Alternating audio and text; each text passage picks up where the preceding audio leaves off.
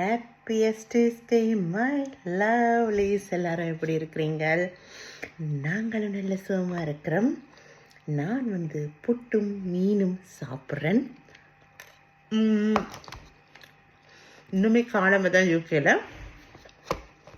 But ஒரு 10:30 ஆக போகுது. ஸோ எனக்கு இன்றைக்கு இப்படி சாப்பிடணும் போல் இருந்துச்சு. குழச்சி வச்சுட்டு கரண்டியால் சாப்பிட்றேன். கொஞ்சம் ஈஸியாக இருக்கும். கொஞ்சம் வெளியே போகிறேன். ஸோ அது